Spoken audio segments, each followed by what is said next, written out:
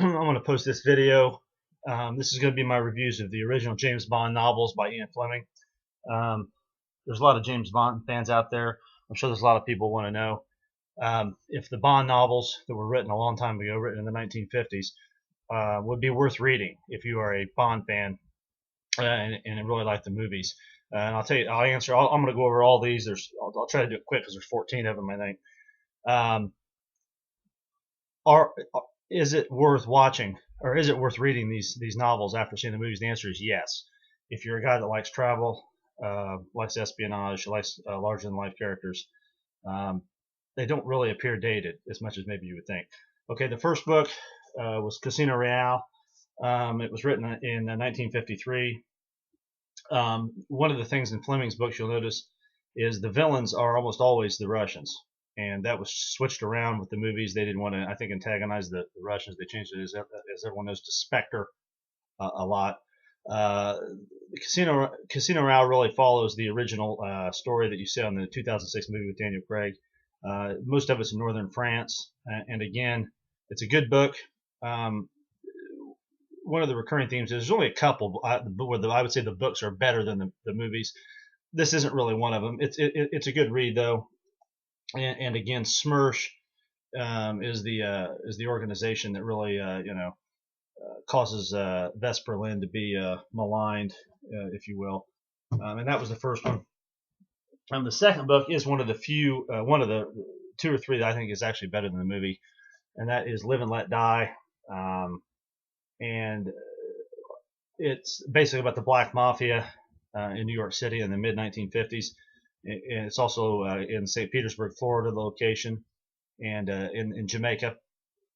And the villains is positively hideous in this. Mr. Big is just a tremendous villain.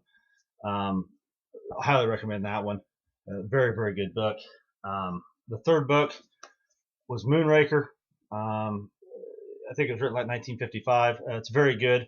Another theme you'll realize, of course, Fleming, who served in British intelligence in World War II, he's not a real big fan of the Germans, and you can see that it's something that comes up in several of the books, especially in Moonraker, because Drax was German.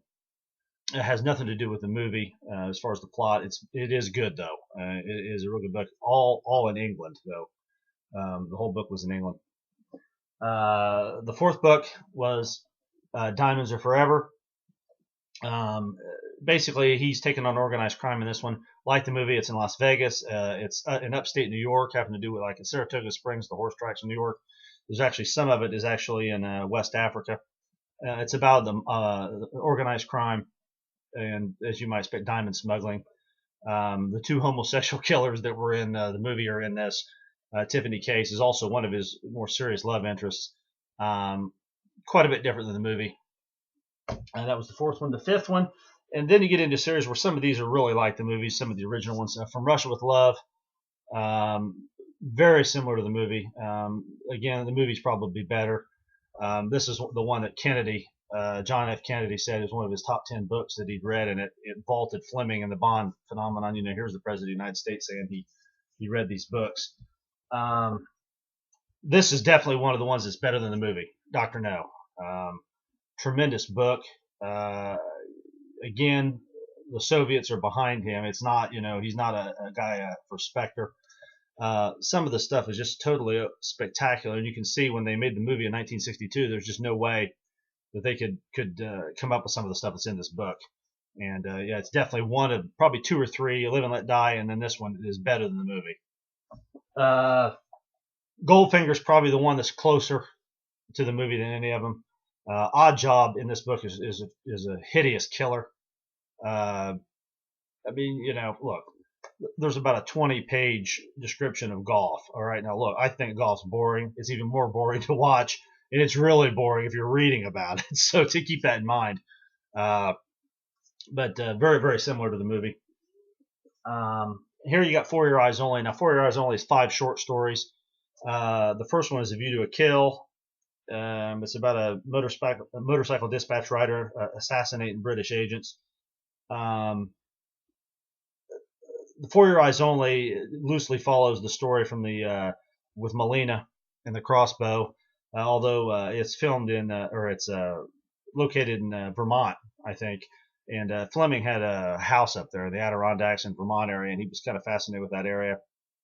Rosico, which is one of the short stories, follows the general story from For Your Eyes Only. As far as you know, you got agents and double agents from Greece and in Italy that Christados and Topal's character had. Quantum of Solace is one of the short stories. That really is kind of a bizarre situation. I don't know why it was put in here. It's about basically marriage, infidelity down in the Caribbean. And then the last one's called the Hildebrand Rarity.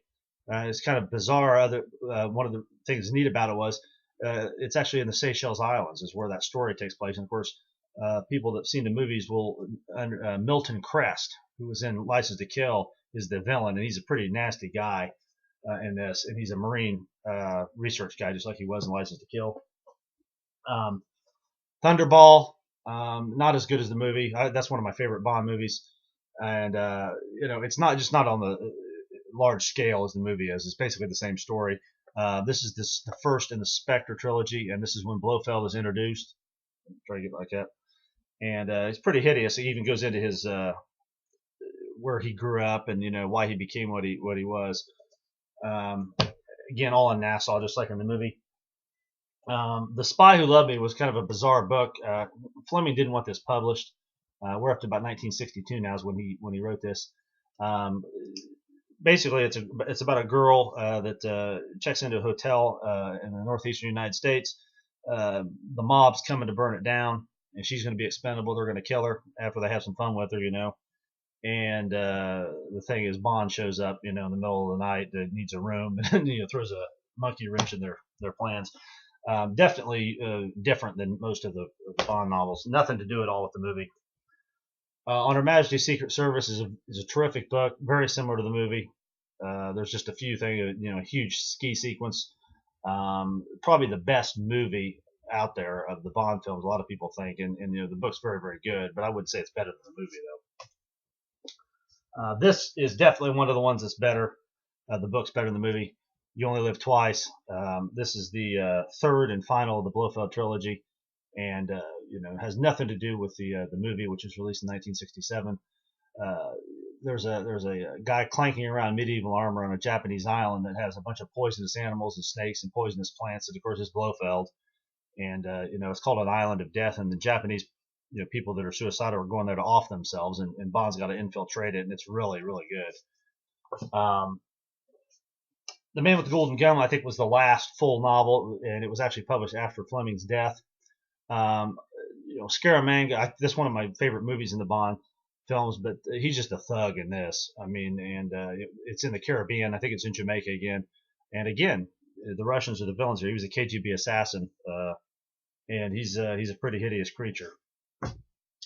And then the last was two short stories, Octopussy and The Living Daylights.